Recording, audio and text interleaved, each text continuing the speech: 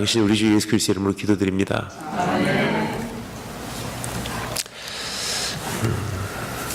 또 2년 만에 이렇게 뵐 수 있게 돼서 얼마나 감사한지 모르겠습니다. 그동안 여러 가지 일들이 세계적으로 또 교회적으로 가정적으로 또 개인적으로 있었는 줄 압니다.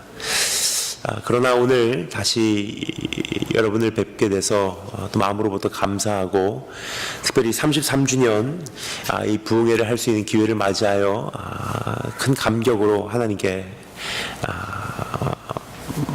먼저 우리의 예배를 우리 마음의 제사를 올려드리기를 원합니다. 이번에 말씀을 정하며 주제를 정하며 어떠한 내용을 여러분과 나눠야 할까 하는 고민을 많이 하게 되었습니다. 그러던 가운데 예수님의 마음을 깊이 깨달았으면 좋겠다 하는 생각을 하게 되었습니다. 뭐냐면 예수 그리스도의 마음이야말로 교회를 진찰하는 기준이요, 성도의 신앙을 확인하는 바로메터가 되기 때문입니다. 너무나 안타까운 것은 정신없이 달려가는 우리의 인생 길목에서 사역은 일어나고 일들은 진행되고 세월은 흘러가는데 주님의 마음을 깊이 생각하지도 묵상하지도 깨닫지도 못하는 경우가 너무 많지 않나 생각이 듭니다. 그러나 오늘 우리에게 주어진 이 기회를 통해서 지나온 날들을 한번 돌아볼 수 있는 기회가 되었으면 좋겠고요. 내 자신을 하나님 앞에서 냉정하게, 양심적으로, 겸손하게 진단하고 진찰할 수 있는, 그리고 검증받을 수 있는 시간이 되었으면 좋겠습니다. 또 그것이 되면 이제 또 하나님께서 우리에게 허락해 주시는 내일을 향해서 어떠한 기준을, 어떠한 방향, 어떠한 목적을 향해서 나가야 할지 그것도 역시 정해지지 않을까 생각이 듭니다. 그래서 오늘 첫 번째 말씀으로 이제는 지옥을 탈출하게 하소서. 지옥이라는 것이 다른 곳에 있는 것이 아니라 제 안에 있음을 알게 됩니다. 지옥이라는 것이 멀리 있는 것이 아니라 우리 안에 있음을 종종 보게 됩니다. 그것에 대해서 잠시 설명을 드리고 오늘의 말씀을 좀 더 구체적으로 살펴보는 것이 좋을 것 같습니다. 보통 영생을 얻는다 그러면요, 죽은 다음에 천국 가는 것이 영생이라고 많은 분들이 오해를 하고 계십니다. 따라서 영생이라 그러면 이 세상에서 살다가 내가 죽은 다음에 내 안에 있는 영혼만 살아서 하늘나라 올라가서 영원토록 사는 것을 영생이라고 많은 분들이 오해를 하고 계십니다. 근데 그러한 사상은 심히 이교도적이며 심히 이방 종교적인 사상이라는 사실을 먼저 말씀을 드리고 싶습니다. 크게 나누어서 두 가지 점에서 잘못됨을 잠시 교정을 하고 오늘의 말씀을 살펴보는 것이 이 말씀을 이해하는 데 도움이 될 것 같습니다. 첫 번째, 영생은 몸은 죽고 영혼만 사는 것이 영생이 아닙니다. 기독교 신앙, 복음의 교리는 몸은 죽고 영혼만 사는 것을 영생이라고 일컫지 않습니다. 우리가 믿는 신앙 내용, 우리가 신앙 고백으로 사도신경으로 고백을 하죠. 뭐라고 이야기하죠? 몸이 다시 사는 것을 믿습니다. 그래요. 몸은 죽고 영혼만 사는 것이 아니라 기독교 신앙, 복음의 교리라는 것은요, 몸과 영혼이 같이 살아나는 거예요. 그래서 성경에서 예수님의 부활을 뭐라고 소개하고 있습니까? 부활의 첫 열매 되셨다고 기록을 하고 있습니다. 첫 열매 되셨다는 것은요, 바로 이런 뜻입니다. 잘 봐라, 너희의 부활도 이와 똑같을 것이다, 그 뜻이에요.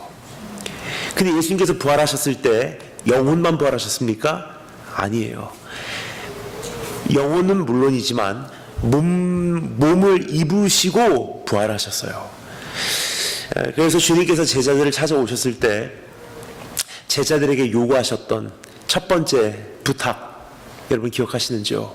내가 배고프다, 먹을 것이 없냐 물어보세요. 많은 분들이 우리 주님께서 얼마나 시장하셨냐면 그렇게 제자들을 오랜만에 보자마자 식사할 거리를 찾으셨나 하는 생각을 하십니다. 저는 근데 그렇게 생각하지 않습니다. 뭐냐면요, 우리 주님은 식욕절제에 있어서는 굉장히 탁월한 분이세요. 40일 금식을 하시고 그 앞에 떡이 생겨나게 하실 수 있는 능력이 있음에도 불구하고 뭐라고 말씀하십니까? 사람이 떡으로만 살 것이 아니요 하나님의 입에서 나오는 말씀으로 살 것이라고 하면서 먹기를 거절하신 분이세요.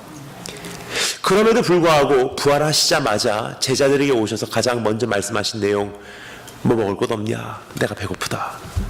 왜 그러한 말씀을 하셨냐? 그것은요, 제자들 그리고 그 이후에 탄생하는 수많은 성도들, 예를 들어서 우리들에게 한 가지를 확인시켜주고 인지시켜주고 싶으시지 않았나 생각이 듭니다. 그것은 무엇이냐면요, 내가 살아났다, 몸을 입고 있다. 부활이라는 것은 영혼만 사는 게 아니야.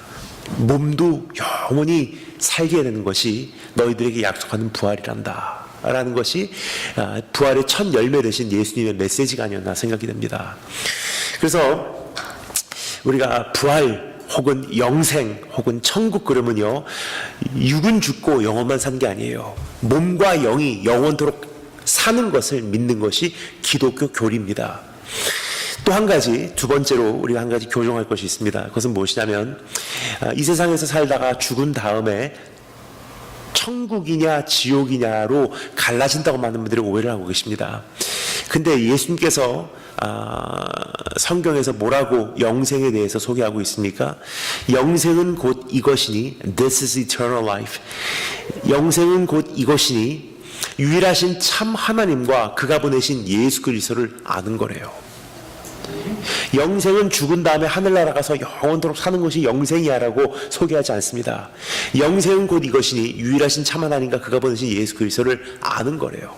성경에서 말하는 이 안다라고 하는 단어는요, 지식적으로 이해한다는 뜻이 아닙니다.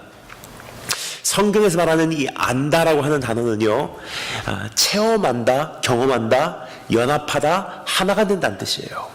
그래서 요셉이 마리아를 알았다, 아담이 하와를 알았다. 무슨 뜻입니까? 남편이 아내를 맞이해서 경험하고 체험하고 연합하고 하나가 됐다는 뜻이에요. 그럼 다시 한번 암송에 올리겠습니다. 영생은 곧 이것이니 유일하신 참 하나님과 그가 보내신 예수 그리스도를 경험하고 체험하고 연합하고 그분과 하나가 되는 것이니라. 즉 영생이라는 것은 죽은 다음에 시작되는 것이 아니라 예수 그리스도를 만나면서 그분과 하나가 되면서 내 삶 속에 펼쳐지기 시작하는 하나님 나라의 통치 현실이에요. 그래서 여기서 한 가지 꼭 정리하기를 원하는 것이 있습니다. 그것은 무엇이냐면 죽은 다음에 천국 가는 것도 아니고요, 죽은 다음에 지옥 가는 것도 아니에요. 지옥과 천국은 이미 내 안에 존재하고 있어요. 오늘 이 땅에서 지금 이 순간 무엇을 누리고 있냐에 따라서 그 사람의 영원한 운명이 정해지는 것입니다. 이 세상에 살면서 천국을 누리고 사는 사람, 그 사람이 이 세상에서 마지막 숨을 내쉬는 그 순간 하나님께서는 말씀하실 거예요. 영원토록 연장시켜줄게. 그 사람들이 가는 곳이 이 세상에선 비록 조금 맛본 천국의 현실이지만 그날에는 그 현실이 무한계로 극대화돼서 영원토록 지속되는 천국이고요. 반대로 이 세상에서 지옥과 같은 인생을 이미 사셨던 분들은 하나님께서 말씀하실 것입니다. 영원토록 지속시켜줄게. 이 세상에서는 조금 맛본 지옥인데 죽는 날 그것이 무한계로 극대화돼서 영원토록 연장되는 거예요. 그것이 우리가 일반적으로 말하는 지옥이라고 이해하시면 정확합니다. 그래서 저는 한 가지 확신을 합니다. 우리가 죽은 다음에 천국을 가든 지옥을 가든 한 가지는 공통점이 있다고 생각해요. 천국을 가든 지옥을 가든 적어도 어색하진 않을 거라고 생각합니다. 처음으로 들어가는 천국문 깜짝 놀라실 거예요. 이게 왜 이렇게 익숙하지? 그 이유는요, 비록 내 인생 만만치 않은 삶, 숨막히는 현실, 깨진 가정, 건강치 못한 육신, 참 아팠던 지나온 날들의 상처투성이의 걸음걸이들. 그러나 예수님 영접하고 나니까 견딜만 하고 예수님이 내 인생에 발견한 최고의 보화로 내 안에 간직되고 나니까 그렇게 힘들었던 내 인생이 천국으로 화하도다. 그렇게 살던 사람이 천국 가면요, 내가 조금 알았던, 조금 맛봤던, 조금 경험했던 그 현실이 무한대로 극대화돼서 영원토록 지속되는 것이니까 본질은 똑같아요. 그러니까 천국 가면 깜짝 놀랄 거예요. 이거 익숙하네.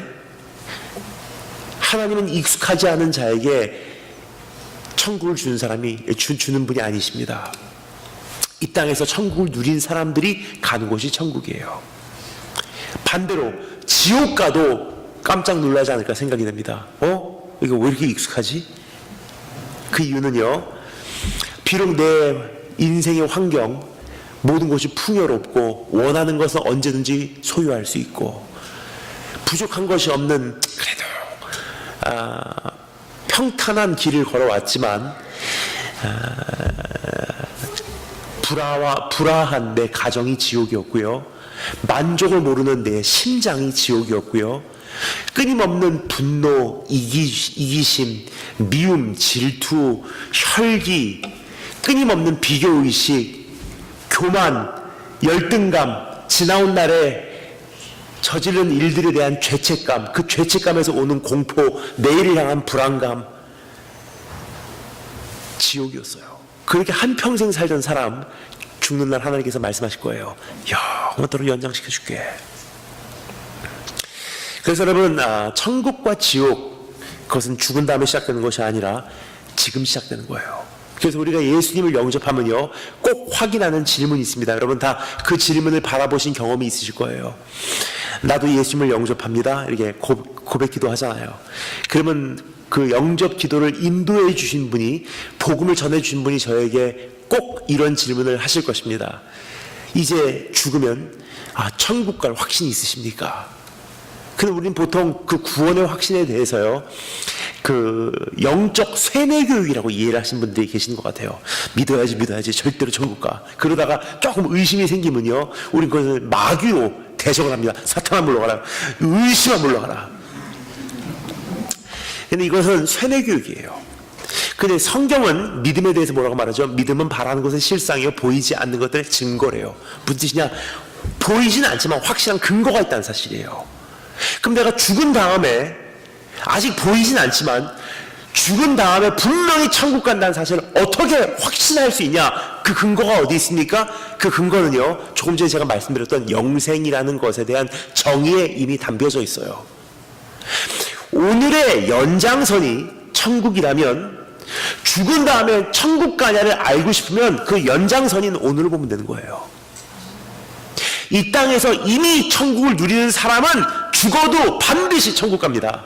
반대로 아무리 성도라면 명찰 달고 한평생 교회 다니고 직분을 가지고 심지어 사역의 열매가 있을지언정 이 세상에서 이미 지옥을 탈출하지 못한 분들은요, 확신하시기 바랍니다. 죽으면 반드시 지옥 가요. 오늘 이 말씀이 그와 같은 내용입니다.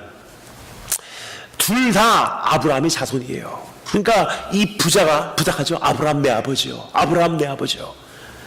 그러니까 둘 다 명찰은 하나님의 자녀였었어요. 근데 두 사람의 운명이 천국과 지옥으로 나눠지게 됩니다. 부자는 지옥 가고 거지는 천국 갔어요. 저 어렸을 때 궁금해서 저희 주일학교 선생님께 여쭤봤습니다. 선생님, 왜 부자는 지옥 갔습니까? 선생님께서 말씀하시더라고요. 그거는 예수님 안 믿어서 그래.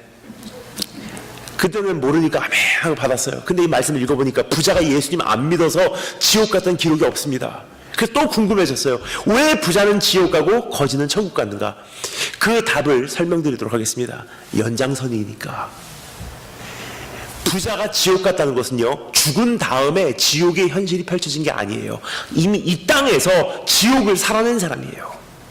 반대로 나사로는 죽은 다음에 처음으로 천국 간 게 아니에요. 이 땅에서 이미 천국을 누렸던 사람이에요. 연장선입니다. 그러고 보니 오늘 이 말씀에 여러 가지 힌트가 담겨져 있어요. 이 세상에서 어떻게 살았었을까? 최종 운명을 보고 이 세상에서 이 사람들이 어떻게 살아왔는지를 어느 정도 예측이 가능하다는 거예요. 그래서 오늘 이들의 인생을 분석할 겸 또 그 분석의 기준으로 내 자신을 점검할 겸 우리 네 가지 질문을 물어보도록 하겠습니다. 첫 번째, 내 갈증은 어떠한가? How's my thirst? 내 갈증은 어떠한가? 두 번째, 내 관계는 어떠한가? How's my relationship? 내 관계는 어떠한가? 그리고 세 번째, 내 판단은 어떠한가? How are my choices? 내가 어떠한 판단 능력을 소유하고 있는가라는 질문이에요. 그리고 네 번째, 내 이름은 무엇인가? What's my name? 내 이름은 무엇인가? 이 네 가지를 질문해 보도록 하겠습니다. 내 갈증, 내 관계, 내 판단, 내 이름. 첫 번째, 여러분 한번 따라해 주시면 되겠습니다. 내 갈증은 어떠한가? 이 부자는 결국 지옥 가서요, 아브라함에게 부탁을 하는 내용에 잠시 우리가 귀를 기울여보면 이 지옥의 현실이 어떠한지를 어느 정도 우리가 대충 그림을 그릴 수가 있습니다. 뭐라고 부탁을 하죠? 아브라함 내 아버지요, 나사로를 보내서 손끝에 물 한 방울 찍어서 내 혀를 서늘하게 하소서 그래요. 얼마나 타들어가는 갈증이 심했냐면 아브라함에게 나사로를 시켜서 손끝에 물 한 방울 찍어서 내 혀에다가 대달라고 애원을 합니다. 근데 여기까지 말씀드려도 이미 예리하신 분들은 캐치를 하셨을 거예요. 저거 내가 듣기에는 상당히 익숙한 말투인데? 왜냐면요, 내 안으로 그러한 애원의 목소리가 있으시기 때문이에요. 저것만 있으면 얼마나 좋을까? 여기만 탈출하면 진짜 행복할 텐데. 저것만 가지면 인생에 더 이상 바랄 게 없어. 이 문제만 해결되면 내 인생의 그 갈증은 드디어 해결이 될 거야. 다른 말로 표현해 보겠습니다. 내 인생의 혓바닥에 그 문제 해결에 물 한 방울 찍어주시면 내가 이제 살 것 같습니다.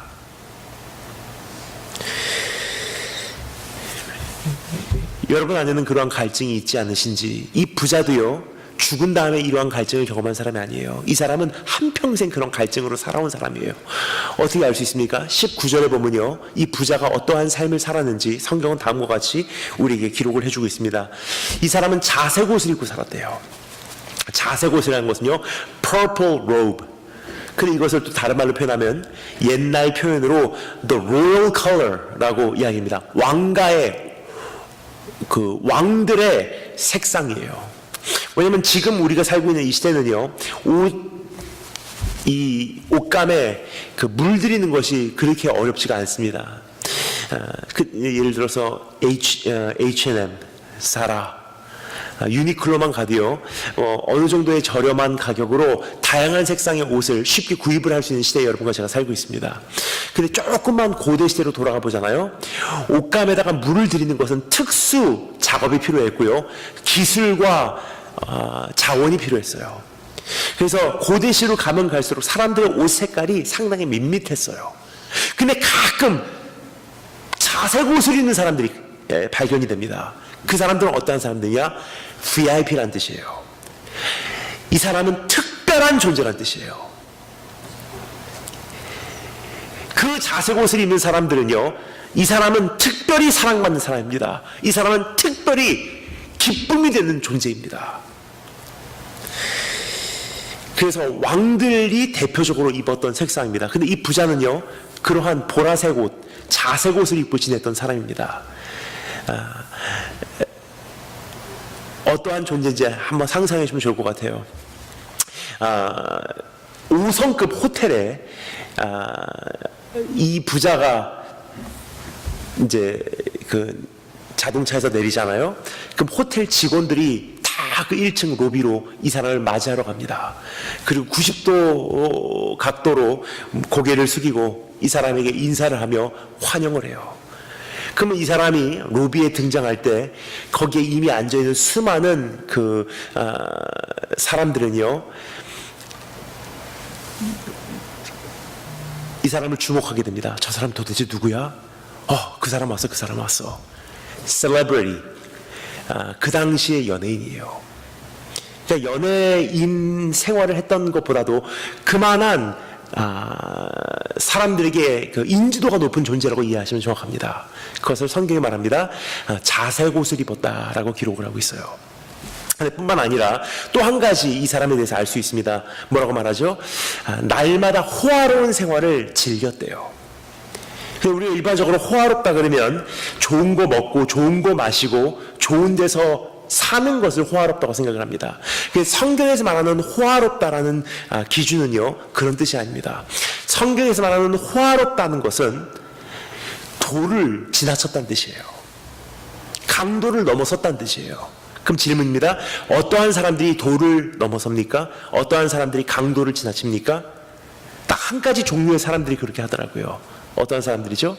마음에 갈증이 있는 사람들. 마셨는데 여전히 목말라요. 그러니까 남들이 마시지 못하는 것을 추구하고요. 마셔도 이 갈증이 사라지지 않으니까 더 자극적인 음료를 찾아 떠나게 됩니다. 입었는데 여전히 사람들이 나를 안 봐주는 것 같아요. 더 화려한 옷을 찾아 헤매게 되고요. 더 값비싼 옷에 결국은 투자를 하기 시작해요. 소유했는데 여전히 내 안에는 공허함은 안 가는 거예요. 그러니까 다른 사람들은 보지도 못한 특수한 것들을 구입해서 자기 인생을 장식하기 시작합니다. 한마디로 이 부자는 한평생 목마름이 가시지 않던 사람이에요. 근데 그 사람이 죽는 날 하나님께서 참 공평하시게 말씀하셨습니다. 영원토록 연장시켜줄게. 그 사람이 간 곳은 어떻게 됩니까? 어떠한 곳이죠? 이 세상에서 이미 맛본 현실이 무한계로 극대화돼서 영원토록 지속되는 풀무불이에요. 자, 그럼 여기서 여러분께 질문 드리기로 원합니다. 여러분께서는 그러한 갈증을 가지고 오늘 살고 계시지 않으신지 한번 내 자신을 살펴봐 주시면 좋을 것 같습니다. 왜냐? 죽은 다음에 살펴봐서는 늦어요. 수많은 교회에서 여러 가지 문제가 일어나는 이유도 여기 있지 않나 생각이 듭니다. 목마름이 해결이 되지 않았기 때문이에요. 교회에 오시는 분들은 사실 한 가지 공통점을 갖고 있어요. 목마름이 있는 사람들이 옵니다. 근데 교회에 와서 예수를 만나면요, 목마름이 해결이 되는 거예요. 근데 문제는 교회에 왔는데도 예수님을 만나지를 못했기 때문에 목마름이 해결이 되지 않으면요, 목마름으로 인해서 서로 충돌하고, 목마름으로 인해서 말실수하고, 목마름 때문에 목소리와 언성이 높아지고, 목마름 때문에 교회에서 문제를 일으키는 분들이 참 많은 것을 온 세계 여러 곳곳에서 저는 발견을 하게 됩니다. 그래서 여러분, 이 목마름이라는 것은요, 사실 우리가 숨을 수가 없어요. 따라서 지나온 33년 정신없이 달려왔는데, 이번 기회야말로 한번 내 자신을 한 번 더 돌아보고 앞으로 나아가기 전에 내 자신을 주님 앞에서 보강하고 강화시켜야 되지 않을까 생각이 됩니다. 그래서 이 말씀을 준비해 오게 되었습니다. 다시 한번 여쭤보겠습니다. 여러분의 목마름은 오늘 어떠신지 한번 내 자신을 살펴봐 주시면 좋을 것 같습니다. 혹시 이러한 음성이 여러분 가슴 속에 있으시지 않으신지, 혹시 이러한 소원이 여러분의 삶을 진행시키고 있지는 않은지, 저것만 있으면 얼마나 좋을까, 여기만 떠나면 얼마나 좋을까, 비자만 나오면 더 이상 바랄 게 없어, 결혼만 하면 내 인생에 소원이 더 이상 없을 거야, 취업만 되면, 입학만 되면, 졸업만 하면, 이직만 하면, 아이만 생기면 그때는 진짜 행복할 것 같아. 여러분, 그 고백들 하고요, 성경에서 말하는 정상 신앙의 고백하고 한번 비교해 보실래요? 성경에서 말하는 정상, 이게 정상이다 말하는 신앙 고백 한번 들어보실래요? 너무나 많지만 시간 관계상 제가 딱 한 고백만 말씀드릴게요. 성경에서 주장하는 기준, 여호와는 나의 목자시니 내가 부족함이 없으리로다. 그게 기준이에요. 근데 내 마음 깊숙이 울려 퍼지고 있는 그 수많은 목소리들과 한번 비교해 주면 좋을 것 같습니다. 근데 어떤 분들이 이렇게 대답하실 거예요. 목사님, 그래도 사람이 그렇게 바램이라는 건 있을 수 있지 않습니까? 가만히 보면 이거 그렇게 해로운 바램도 아니고 그 순진한 그러한 소망들인데, 뭐 그러한 마음은 사람들이 가질 수 있는 거 아닙니까? 라고 말씀하신 분들이 계실 거예요. 그런데 여러분, 한 가지 꼭 기억하고 하나님 앞에서 엄격하게 진단하기를 원하는 것이 있습니다. 얼핏 보기에는 해롭지 않게 보이고요, 얼핏 보기에는 순전하기만 보였던 그러한 바램 때문에 불뱀에 물려서 죽은 사람들의 이야기가 민수기에 기록이 되어 있어요. 출애굽을 한 다음에 하나님께서는 이스라엘 민족에게 만나라는 것으로 제공을 해주셔서 그들의 배를 충족시켜 주십니다. 만나라는 것을 다른 말로 표현하면요, 내가 너의 모든 필요를 채워줄게. 네가 원하는 것이 아니야, 네가 필요한 것을 내가 채워주마. 난 너를 돌보고 있다. 과하지도 않지만 부족하지도 않아. 꼭 네 필요를 내가 채워내마. 그게 만나의 의미였었어요. 근데 이스라엘 민족이 그 만나를 먹다가 나중에 하나님께 뭐라고 말하죠? 이거 언제까지 먹으러 갑니까?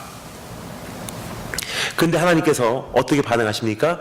불뱀을 들어서요, 그들을 와서 물게 하십니다. 근데 그 불뱀에 물린 사람들은요, 열병에 시달려서 먹은 것은 다 토해내고 결국은 땀으로 구토로 탈수증에 걸려서 타들어가는 목마름 속에 죽어가게 됩니다. 저 어렸을 때 이 말씀이 이해가 안 갔어요. 얼핏 보기에는 조금 불평한 것 같은데 하나님께서 불뱀으로 그들을 치시는 모습을 보고서 주일학교 초등학생 때 그 말씀이 제 안에 소화가 되질 않으니까 이 말씀을 오늘 일단 덮어야 되는데 어떻게 이해하고 덮어야 될지 모르겠으니까 제가 나름 내린 결론입니다. 절대로 반찬 투정은 하지 말자. 그리고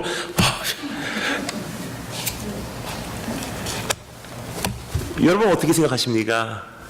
적어도 우리가 보기에는요, 그렇게 해롭지 않게 보이는 소원들이었어요. 적어도 우리가 보기에는요, 순진한 불평들이었어요. 투정들이었어요. 원망들이었어요. 근데 하나님께서 어떻게 반응하시는지 불뱀 들어서 내려치세요. 이게 이해가 안 가더라고요. 왜냐, 하나님께서 좀 과하신 게 아니었나, 좀 지나친 게 아니었나. 근데 이 말씀을 읽으면 읽을수록 한 가지 확실해지는 것은요, 이것은 하나님의 지나침이 아니라, 과함이 아니라 가장 선한 방법으로 그들에게 호의를 베푸시는 모습이셨더라고요. 왠지 설명을 드릴게요. 그들의 그 문제는요, 표면적으로는 순진하게만 보이는, 해롭지 않게 보이는 원망과 불평과 투정이에요. 그리고 조금 더 긍정적으로 표현하면 바램이에요. 근데 그 뿌리를 추적해서 깊이 들어가면요, 그들의 문제는 상당히 오래됐고요, 심각해요. 언제부터 이 문제가 있었냐? 에덴 동산부터. 에덴 동산이라는 것은요, 만나라는 것의 확정판이에요. 확장판이에요. 에덴 동산은 널려있는 게 만나들이에요. 하나님의 베푸심, 주렁주렁 매달려있는 그 열매들 다 네 거야. 원하는 대로 먹어라. 모든 거 네가 잘 관리만 해. 근데 배고프면 따먹으면 돼. 저기 흐르는 생수 가서 마시면 돼. 하나님께서 모든 것을 베푸시는 현장, 그 중심이었어요. 그런데 하나님께서 한 가지 언약을 세우세요. 다 너희들에게 허락은 해주지만 그러다 보니 내가 너희들이 나를 사랑한다는 사실을 확인할 기회가 없구나. 그래서 말인데, 이 동산 가장 중앙에 선악을 알게 하는 나무 한 그루를 내가 심겠다. 근데 그 나무는 네가 먹지 않고 지나칠 때마다 내가 확인이 될 것 같아. 오늘도 그 나무를 먹지 않고 그 나무 앞을 네가 지나갈 때, 이들이 나를 기억하는구나, 이들이 나를 경외하는구나, 내 말을 청종하는구나, 내가 확인할 수 있는 유일한 도구가 되는구나. 그러니까 그 나무에서 나는 열매는 먹지 말아라. 근데 인간이라는 존재는 어떠한 존재죠? 다 먹어도 돼. 그러나 먹지 말라는 것, 그 한 나무의 열매를 따 먹어야지 직성에 풀리는 존재예요. 근데 여러분, 뭐라고 하면서 먹었는지 기억하십니까? 저것만 먹으면 우리가 하나님과 같이 될 거야. 다른 말로 표현해 볼까요? 저것만 먹으면 얼마나 더 좋을까? 저것만 먹으면 이제 진짜 행복해질 거야. 저것만 먹으면 이제 진짜 똑똑해질 거야. 저것만 먹으면 이제 진짜 더 이상 인생에 바랄 게 없을 거야. 다른 말로 표현해 볼까요? 저 나무에서 짤 수 있는 저 과즙 한 방울로 내 혀만 대주신다면 내 인생의 갈증에 드디어 만족이 될 것 같습니다. 근데 하나님께서 어떻게 하십니까? 그날 어떤 사건이 있었습니까? 옛 뱀, 마귀, 사단에게 꼬임에 넘어가서요, 결국은 영적으로 그 뱀에게 물린 손상을 입고서 에덴 동산에서 쫓겨났어요. 근데 그들의 그 갈증 문제는요, 잠재되어 있었을 뿐이지 해결이 되진 않은 거예요. 근데 광야에 나오고 나니까 옛 문제가 다시 노출되기 시작합니다. 이거 언제까지 먹으러 갑니까? 근데 하나님께서 어떻게 하십니까? 불뱀을 보내서 그들을 물게 하심으로 호의를 베푸세요. 왜 이게 호의냐?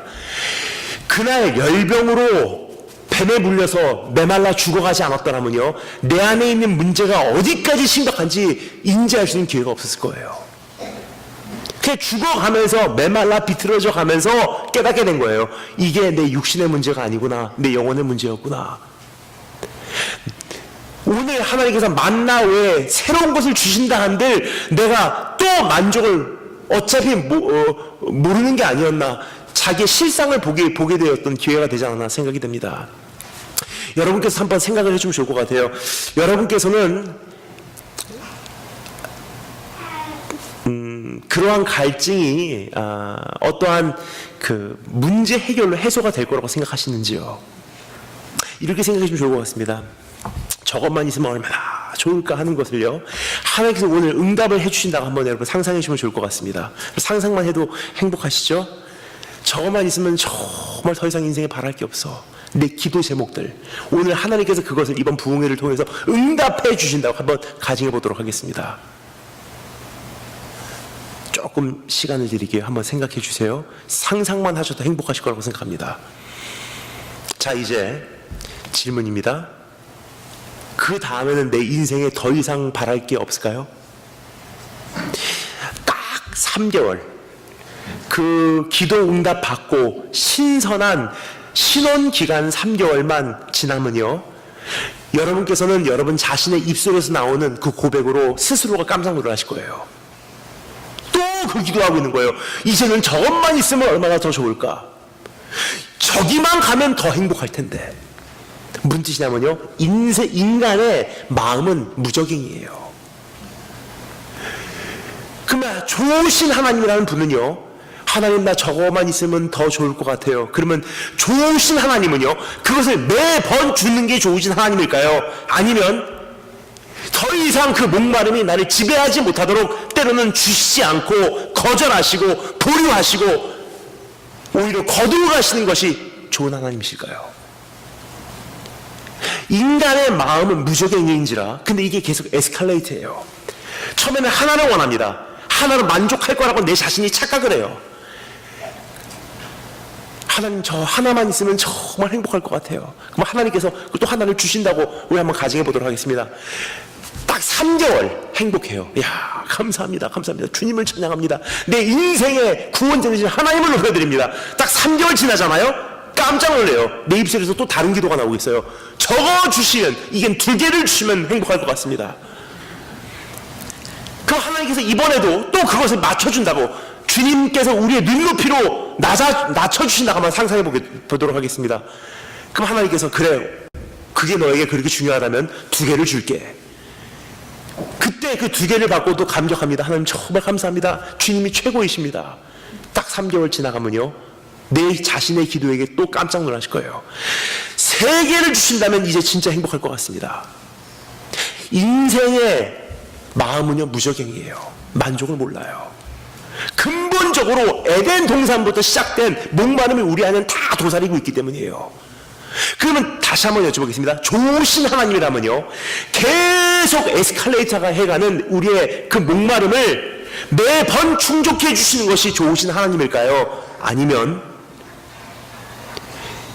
더 이상 이것이 에스컬레이트 되지 못하도록 3개 있는 거 하나 뺏으시고 2개로 만족하는 법을 배워야지, 4개, 5개, 6개, 7개 있어야지 행복한 그 인생은 언젠가는 불행해지게 돼 있어.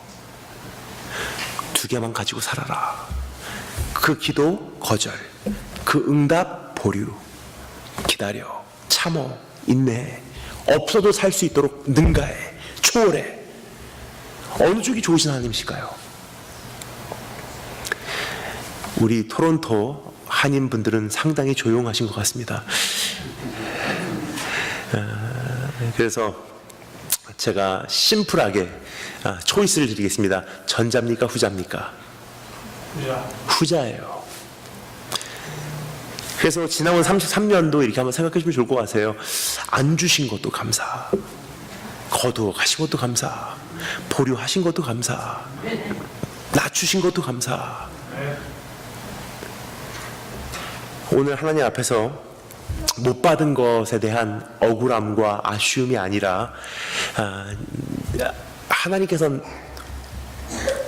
부모가 아이를 키우듯이 교회를 성숙하도록 키워오신 하나님의 그 손길을 한 번 더 우리가 인정해드리고 감사하시고 높여드리는 기회가 되었으면 좋겠습니다.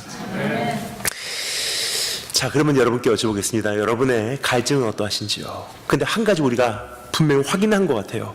내 입술에서 말하는 얼핏 보기에는 순진하게만 보이고 해롭지 않게만 보이는 이 바램들이 생각보다 문제가 심각하다는 거예요. 그냥 단순한 바램들이 아니었더라고요. 내 안에 깊은 곳에 있는 풀무불이 있어요.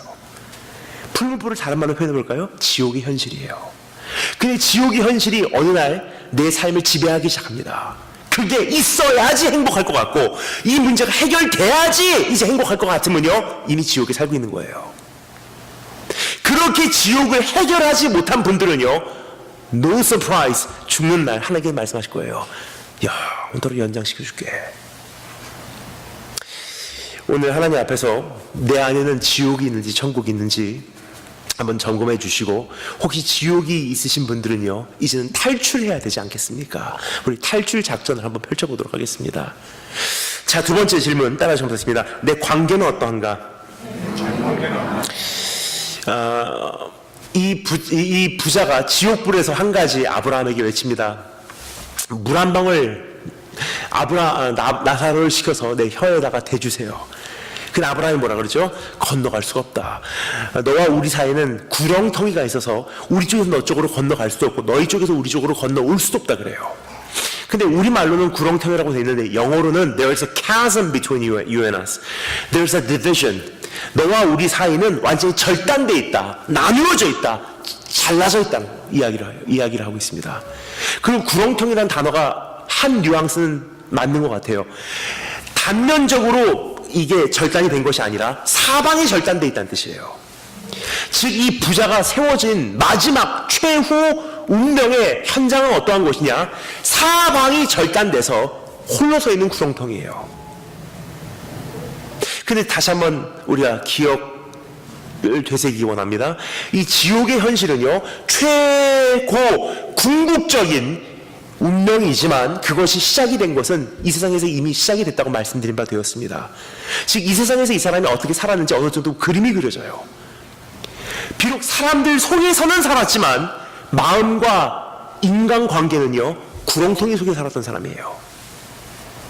저 사람하고도 관계 멀어지고 저 사람하고도 관계 멀어지고 저 사람에게는 마음 주지 않고 저 사람은 끊임없이 키재기하고, 그 사람이 한평생 그렇게 살다가 죽는 날 하나님께서 말씀하셨을 거예요. 야, 오늘은 연장시켜줄게. 그 사람이 간 곳이 이 세상에서 조금 맛봤던 고독함에, 외로움에, 홀로 남겨짐의 영원한 연장선, 구렁텅이. 그러니까 이 말씀을 읽다가 이게 제가 주님께서 우연으로 그냥 말씀하신 게 하나도 없더라고요. 이 부자가 얼마나 마음에 걸렸는지 나중에 이렇게 부탁하죠. 아브라함 내 아버지요, 그러면 나사로를 내 형제 5이 있는데 거기를 보내서 여기는 오지 말라고 좀 부탁 좀 해주세요. 마음에 남았던 것 같아요. 뭐냐, 한평생 살면서 형제들한테 얼마나 잘못했는지 마지막 내가 내 형제들에게 베풀 수 있는 최소한의 호의는 여기는 오지 말아라 하는 메시지를 보내는 것이 아니었나 생각이 됩니다. 아유, 목사님, 그래도 좀 그것은 you're reading into it. 좀 지나치게 해석하는 거 아닙니까? 지나치게 해석한다고 저는 생각 안 합니다. 왜 그러냐? 이 사람 얘기뿐만이 아니라 또 다른 사람의 이야기가 똑같은 스토리가 성경에 기록이 돼 있어요. 기억하십니까? 이 사람뿐만이 아니라 또 다른 한 사람이요, 자색 옷을 입고 지냈어요. 누구죠? 야곱에게는 12명의 아들이 있었는데요, 그 12명 중에서 한 아들에게는 자색 옷을 입혔어요. 그 아들이 누구죠? 요셉이에요. 자색 옷을 입혔다는 것은요, 야곱이 이 12명의 아들 중에서 요셉에게만 지명을 한 거예요. 너는 내가 특별히 사랑하는 자요, 너는 내가 특별히 기뻐하는 자야. 그럼 결국 어떻게 됐죠? 다른 형제들과의 관계가 절단되기 시작했어요.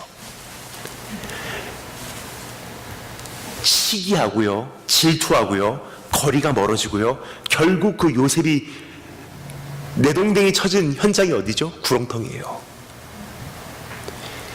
이 부자도 그랬을 것이 확실합니다. 혼자서 튄 거예요. 나 혼자만 튀면은 된다고 생각했던 사람이에요. 그것을 성경이 이렇게 말합니다. 날마다 자색 옷을 입었대요. 나는 특별한 존재입니다. 형제, 너하고 달라. 너하고도 달라. 난 특별한 존재야. 내 목소리 들어주세요. 나를 좀 봐주세요. 한평생 그렇게 외치고 살았던 사람이에요. 그 사람의 관계가 어떤지를 상상하십니까? 이 사람하고도 멀어지고 저 사람하고도 멀어지고 절단되고 단절되고 결국 고독하게 홀로 서 있던 인생, 죽는 날 하나님께서 말씀하십니다. 영원토록 연장시켜줄게.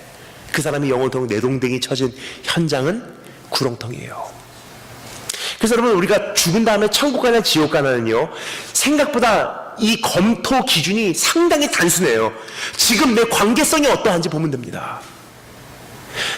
정말로 하나님의 말씀대로 살려고 몸부림쳐요. 그런데 참 희한하게 사람들이 몰려와요. 그러면 확신하시기 바랍니다. 내 안에 천국이 있는 거예요. 반대로 세상과 타협하고 그 사람들에게 맞춰주고 세상에게 사랑받으려고 몸부림을 쳐도요, 참 희한해요. 사람이 떠나가요. 조금만 생각해봐도 우리가 쉽게 이해할 수 있는 거예요. 제가 오래전에 시카고 살 때 제 친구 한 명이 저에게 전화를 한 적이 있습니다. 한밤중에 자다가 말고 받았습니다. 헬로. 그러니까 친구가 자기 집 만나달래요. 새벽 1시쯤 돼서 그 친구를 데니스라고 하는 다이너에서 만났어요. 한 2시간 정도 대화를 나눈 것 같아요. 마주보고 새벽 1시 추운 날씨에 커피 한 잔 놓고 대화를 나누는데 2시간 동안에 나누어진 대화 가운데 수많은 주제들이 언급이 됐습니다. 근데 그 수많은 주제들을요, 사실은 한마디로 요약이 가능해요. 거의 비슷한 내용들이었어요. 이런 내용이었습니다. 야, 어떻게 하면 저 사람이 나를 사랑해 줄 수 있을 것 같아? 내가 어떻게 하면 내가 인정받을 수 있을까? 어떻게 하면 내가 그냥 인류의 사역자가 아니라 인류의 사역자로 인생을 장식할 수 있을까? 어떻게 하면 내가 저 사람들 같이 말고 어떻게 하면 나도 그런 대형교회의 전도사로 내가 고용을 받을 수 있을까? 야, 나 인생 그냥 살기 싫어. 야, 어떻게 하면 사랑받을 수 있지? 2시간 동안 그 얘기 들었어요.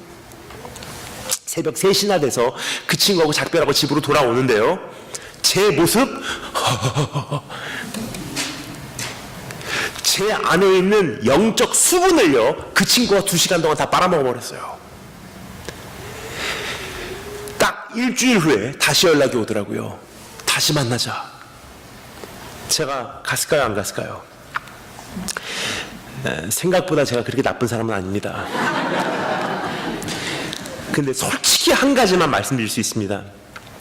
진짜로 마음으로부터 가기가 싫더라고요. 만나면 피곤하거든요. 만나면 지쳐요. 함께 있으면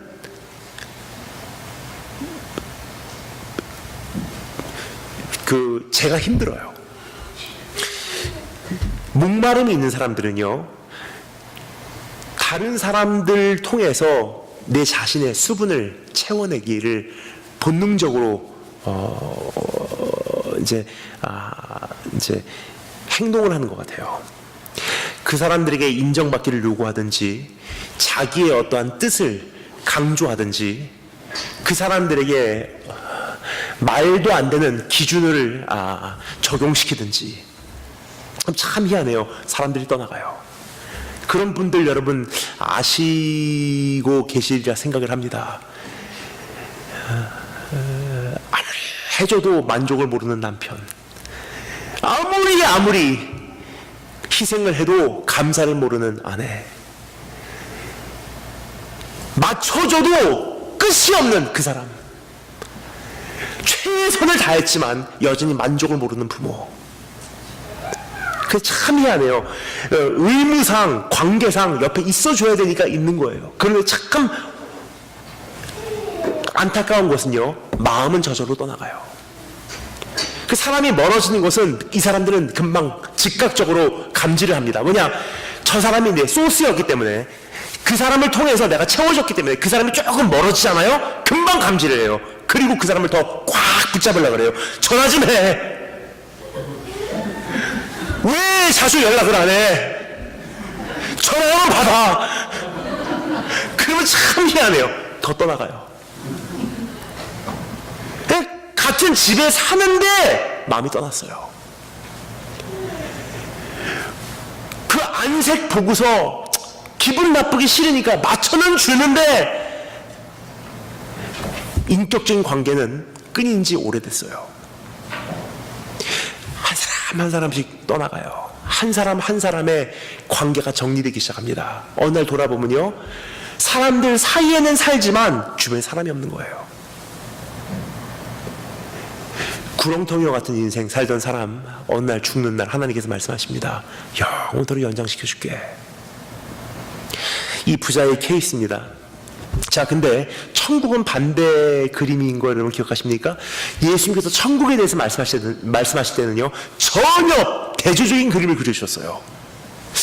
내가 천국에 대해서 뭐라고 설명할까 고민을 하셨던 것 같아요. 그러다가 맞다 너희가 가장 익숙한 그 그림으로 내가 비유로 한번 너희들에게 설명을 해주마.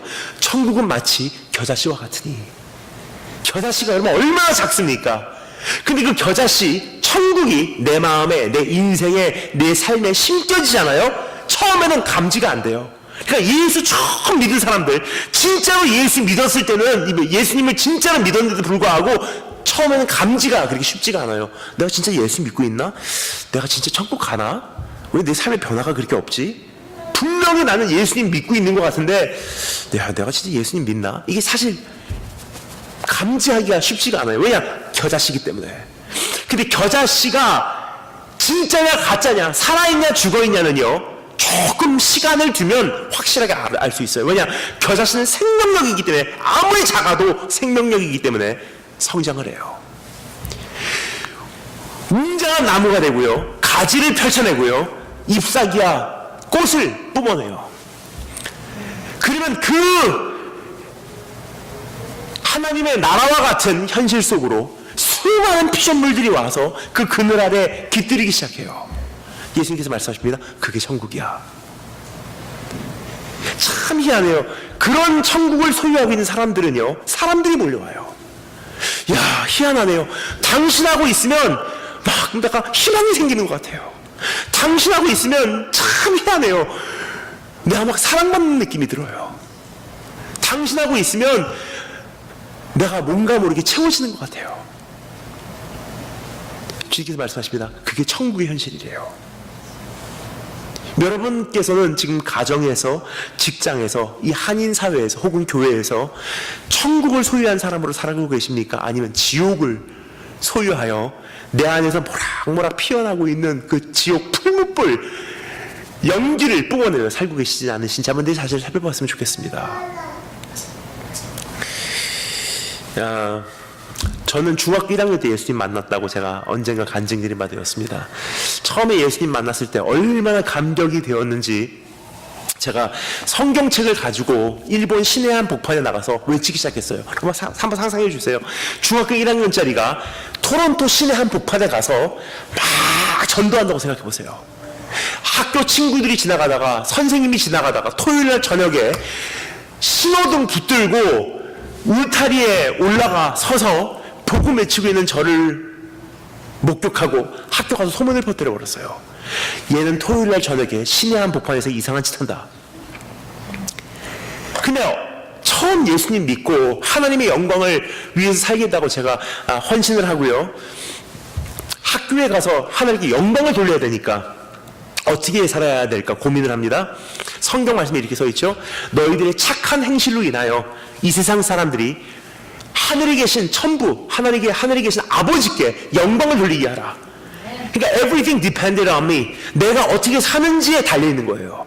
그러니까 학교 갈 때 진짜 큰 부담이 되더라고요. 얼굴 표정, 말 관리, 친구들에게 인정받냐, 선생님에게 인정받냐, 공부 잘하냐, 운동 잘하냐, 거짓말하냐, 인격적으로 어떠냐, 참 많은 요소들을요 친구들이 다 지켜보고 있어요. 그러니까 학교 갈 때 정말 긴장이 되는 거예요. 조금만이라도 실수하면요 저보다도 하나님 영광 가려지니까. 학교 가는 길 1시간 반, 10,000원 전철 꽉 끼어 타서요 기도하면서 가는 거예요. 그러다가 쫙 부르주고 싶으면요 그 10,000원 전철에 매일 아침 탑승하고 있었던 제 친구, 멀리서 보기는 재밌고 아는 척하기는 창피하고, 학교가 소문을 퍼뜨립니다. 얘는 토요일 저녁에 시내 한복판에서 이상한 짓 하는 정도가 아니라 아침마다 학교 오면서 끙끙거린다. 그러던 와중에 학교 전교생에게 제가 편지를 썼어요. 숨어있는 크리스찬들이여 나와라. 너희들이 이 사람들 앞에서 우리 예수님 부인하면 먼 훗날 예수님께서도 아버지와 천사들 앞에서 너희를 부인할 것이다. 나와서 이 학교의 구원을 위해서 함께 기도하자. 교장실부터 교직원, 선생님, 학부형, 학생들 한 사람도 이 편지 받지 않은 사람이 그 해에는 없습니다. 첫 번째 기도 모임, 여동생하고 저하고 학교 식당에서 같이 손 붙잡고 시작했어요. 친구들이 주스병 던져요. 딴 데 가서 하라고. 와장창 깨져요. 하루에 3번 때를 정해놓고 학교 화장실 찾아가서 기도합니다. 제일 조용한 공간이니까 화장실 들어가자마자 세면대 앞에 무릎 꿇고 앉아서 기도해요. 학교의 구원을 위해서, 또 학교에서 제가 하나님께 영광 돌릴 수 있도록. 이렇게 사십시오라고 제가 중학교 고등학생들에게는 말을 솔직히 건네기가 쉽지 않더라고요. 그 이유는요 친구가 없어져요. 제가 가만히 제 중학생 시절, 고등학생 시절을 떠올리잖아요. 그 예수님 만난 이후로 친구들에게 전화가 오는 경우가 거의 없어요. 야, 뭐하니? 놀자. 전화를 받은 적이 없습니다. 월요일에 학교 가면요 지네끼리는 토요일날 만나서 놀았더라고요. 그럼 참 이게 가슴이 아파요. 나도 불러주지. 방학 때 서로 만나서 잘도 놀아요. 방학 때 서로 여행도 가요. 저를 부른 적이 없어요. 근데 참 희한해요. 저는 그때 내 안에 천국이 있다는 사실을 깨달았어요. 놀 때 불러주지 않고요, 여행 갈 때 불러주지 않고요, 주말에 부르지 않는데 참 희한해요. 학교 학생회 회장 선거하잖아요. 다 저 찍어요. 농구팀 캡틴 투표하잖아요. 다 저 찍어요. 가정에서 어려움이 있든지 혹은 여자친구한테 이별을 당하든지 하면 울면서 저를 찾아와요. 기도 좀 해줘. 근데 좋은 날은 저를 안 찾습니다. 놀기 바빠요. 그래서 저를 안 불러요. 힘들면 저를 찾아오는 거예요. 그때 저는 처음 알았어요. 성경에 뭐라고 써 있습니까? 세상이 너희를 미워할 것이다. 세상이 나를 미워했은즉 너희를 미워하는 것은 당연한 것이야. 종이 주인보다 크지 못하다는 말을 기억하라. 주인된 나를 핍박하였은즉 종된 너희를 핍박하는 것은 당연한 것이다. 그러나 너희는 세상의 빛이요 세상의 소금이다. 소금이 그 맛을 잃으면 무엇으로 이 썩어가는 세상을 짜게 하리요. 이 두 가지 주님의 말씀을요 한마디로 요약할까요? 이런 뜻이에요. 세상에서는 사랑받지는 못해. 그러나 꼭 필요한 자로 살아라. 세상에서는 사랑받는 것은 성도로서는 정상은 아니야. 그러나 성도로서 이 세상에서 네가 필요한 자가 되지 않으면 그것은 건강한 성도가 아니란 뜻이야. 그 뜻이에요. 내 안에 천국이 있다는 것을 어떻게 아냐면요, 어떤 사람들은 조금 전에 말씀드렸듯이 세상에게 사랑받으려고 맞춰가요. 그런데 이것은 천국의 현상이 아니에요. 반대로 어떤 사람들은요 하나님 말씀대로 살려고 엄격해요. 세상에게 사랑받는 거 별로 관심 없어요. 근데 참 희한해요. 세상이 이 사람들을 무서워해요. 세상이 이 사람들을 어려워해요. 세상이 이 사람들이 귀한 줄 알아요. 싫어는 해요. 근데 이 사람들을 필요로 해요. 주님께서 말씀하십니다. 이게 천국이래요. 여러분께서 어떠십니까? 지금 천국을 소유하고 계십니까? 혹은 지옥을 소유하고 계십니까? 내 관계성을 보면요, 천국과 지옥을 어느 정도 감지할 수가 있습니다. 세 번째 단락에 적혀 있습니다. 내 판단은 어떠한가? 예, 점점 목소리가 해이해지고 계십니다. 예, 다시 한번 내 판단 어떠한가? 오늘 이 말씀에 보면 부자와 거지가 등장을 하는데, 이 부자와 거지가 서로 이 세상에 살면서 잘 알았던 관계 같아요. 그 관계가 어떠한 다이나믹이었는지 성경이 이렇게 말하고 있죠.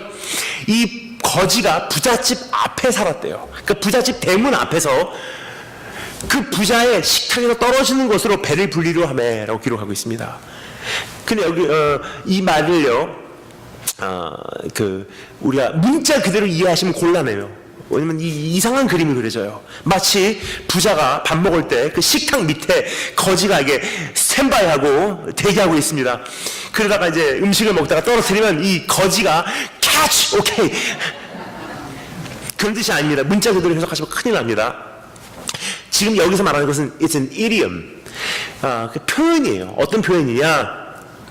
고대 시대에 자주 사용됐던 표현입니다. 이러한 관계성을 이야기해주고 있는 표현이에요. 어떤 관계성이냐? 부잣집 대문 앞에 심부름꾼으로 살았다는 뜻이에요. 하루에도 몇 차례씩 부자가 나옵니다. 나서로야, 일로 와라. 자, 이 서류 가지고 저 옆 동네에 있는 누구누구 영감에게 전해주고 오렴. 그럼 우리 가족이 어제 저녁 먹고 남은 음식이 있는데 그것으로 점심이나 해결하라. 그것을 성경에 말합니다. 부자의 식탁에서 떨어지는 것으로 배불리려 하매. 근데 그렇게 한평생을 살다가 죽어요. 부자도 죽고 거지도 죽습니다. 우리 다 죽어요. 그 죽는데 운명이 바뀐 거예요. 이 부자는 지옥으로 떨어지고요, 참 인생이 비참해요. 그러한 대단한 사람이요, 죽고 장사 지내매. 끝이에요. End of the story. 근데 이 거지는요, 죽은 다음에 천사들이 마주 올라왔어요. VIP 대접을 했다는 뜻이에요. 이제 이 거지가 자색 옷을 입었다는 뜻이에요. 이제는 역전을 해버렸어요. 그게 참 희한한 것이 여기서 등장을 합니다. 이것을 우리가 캐치를 못할까봐 우리 주님께서 확실하게 하게끔 두 번이나 이것을 이 말씀에다가 삽입을 시키셨어요. 인지시키도록. 어떤 내용이냐? 이 부자는 아직 감을 못 잡은 것 같아요. 뭐라고 말하죠? 아브라함 내 아버지요, 나사로를 시켜서 그 손끝에 물 한 방울 찍어서 내 혀를 서늘하게 하소서. 건너갈 수가 없다. 구렁텅이 때문이다. 그러면 아브라함 내 아버지요, 나사로를 시켜서 우리 형제 5이 있는데 거기 가서 여기는 오지 말라고 전해주게 하소서. 뭐죠? 이 부자는요, 아직 감을 못 잡았어요. 여전히 나사로가 자기 수하에서 부릴 수 있는 존재라고 착각을 하고 있어요. 나사로를 시켜서 그 이유가 무엇입니까? 지옥 목마름의 결과는요, 분별력의 상실이에요. 대표적인 예가 있습니다. 우리 모두 경험한 바예요. 진짜 배고플 때 장 보러 가면 어떻게 되죠? 일납니다. 슈퍼마켓 들어갈 때 이미 바구니를 2개 갖고 들어가서 다 담아요. 평소에 먹지도 않는 것도 맛있게 보이거든요. 다 담아서 일단 집에 와서 다 왕창 쏟아놓고 배고프니까 어느 정도 그냥 손에 잡히는 거 까서 먹어요. 배가 부르면요, 눈이 밝아요. 그러면 식탁 위에 잔뜩 싸놓은 그 장보고 온 내용물들 바라보면서 무슨 생각하죠? 내가 저걸 왜 사왔을까? 배고프고 목마르면요, 분별력이 상실이 돼요. 그래서 조금 전에 말씀드렸습니다. 정신없이 달려오는 33년간 목마름이 내 안에 감지가 되지 않으면요, 그것이 내 안에 점검되고 진단되고 엄격하게 그것이 해결되지 않으면요, 말실수, 행동실수, 제정신 같으면 안 했을 만한 일들을 하는 거예요. 그러니까 지나와서 가만히 돌아보면요, 얼굴이 낯이 뜨거워요. 왜냐? 내가 뭔 생각으로 그렇게 했을까? 근데 그 당시는 그게 그럴 수밖에 없는 줄 알았어요. 왜 그랬냐? 배고프기 때문에, 목마르기 때문에. 제가 아는 한 자매가 있습니다.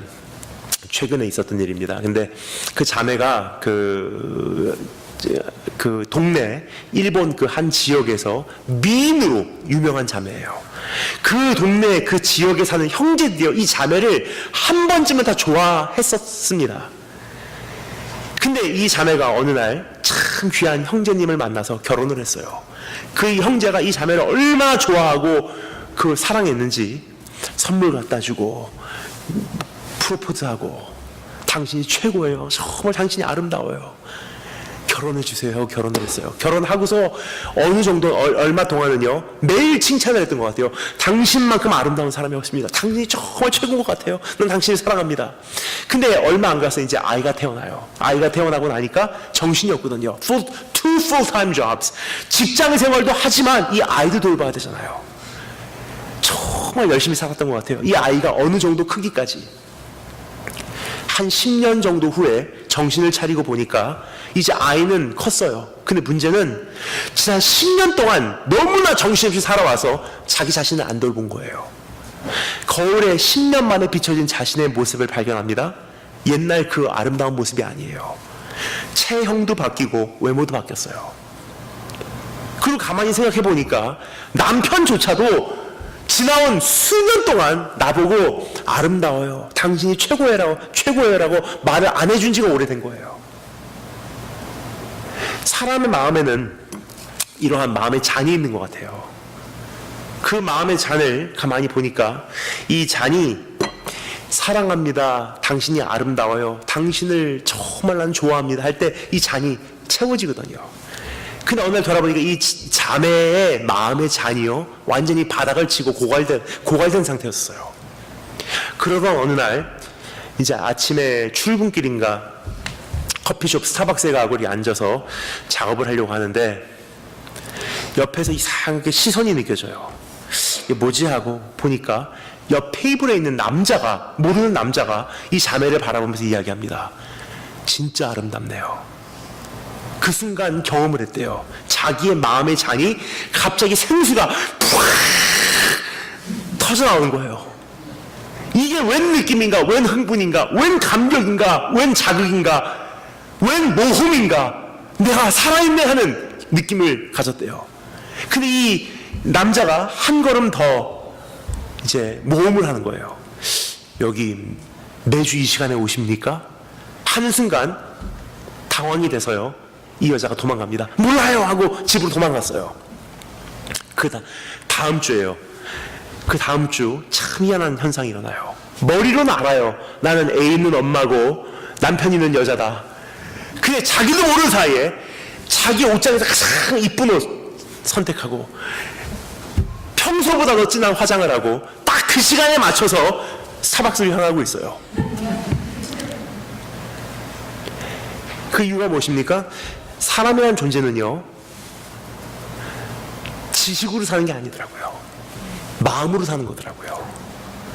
그래서 성경에서 이 지금 분별력을 상실한 상태와 대조적으로 또 하나의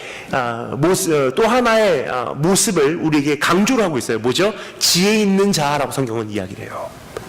분별력이 없는 것의 반대가 무엇입니까? 지혜 있는 자예요. 근데 지혜에 대해서 성경이 뭐라고 말합니까?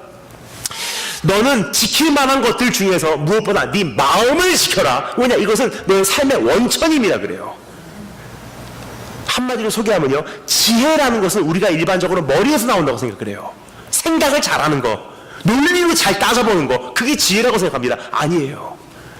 제가 가끔 다니다 보면 부모님들이 어린 아이를 데리고 와서 목사님, 우리 아들을 지혜 좀, 지혜를 위해서 좀 기도 좀 해주세요. 한번 애들 머리를 막 하고 제가 머리에다가 손 얹고 기도하기를 바라시는 부모님들이 가끔 계신 것 같은데 분명히 말씀드리겠습니다.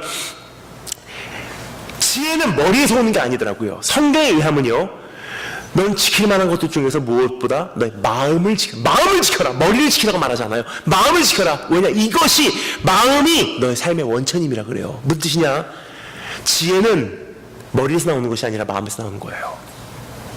왜요? 마음에 고갈된 사랑받기를 원하는 마음, 인정받기를 원하는 마음, 나도 존재하고 있어 라는 증명하고 싶은 마음, 나도 노바디가 아니라 썸바디야 하는 이 속삭임, 이것이 충족되지 않으면요 바른 판단을 못하거든요. 내가 고갈된 상태로, 내가 이 마음이 바닥을 친 상태로는요, 메마른 상태로는요 바른 판단을 못하기 때문에 결국은 가지 말아야 될 곳에 가게 되고요, 하지 말아야 될 일들을 하게 되고요, 제정신 같으면 말하지 않았을 것들을 말하기 시작하는 거예요. 그럼 반대로 말씀드리겠습니다. 내 마음이 채워지잖아요. 그럼 미련이 없어요. 그럼 어떻게 되죠? 아, 나 거기 안 가도 돼요. 저 사람은 나는 안 만나도 될 것 같아요. 만나야 될 사람, 만나지 말아야 될 사람, 가까이 해야 될 사람, 멀리 둬야 될 사람, 지금 당장에 해야 될 일, 급하게 해서는 안 되는 일, 내가 서야 될 자리, 서지 말아야 될 자리, 달려가야 될 때, 잠잠해야 될 때 분별력이 서요. 그 분별력은 어떠한 사람에게 주어집니까? 마음이 채워진 사람에게. 문제는 마음이 고갈된 상태로 달려가니까 문제인 거예요. 여러분께서 어떠십니까? 여러분의 판단력은 어떠신지 한번 내 자신을 살펴봤으면 좋겠습니다. 마지막 네 번째 답을 정하겠습니다. 내 이름은 무엇인가? What's my name? 이라는 질문입니다. 예수님께서 사복음서에서 참 많은 비유로, 예화로 말씀을 하십니다. 그렇죠?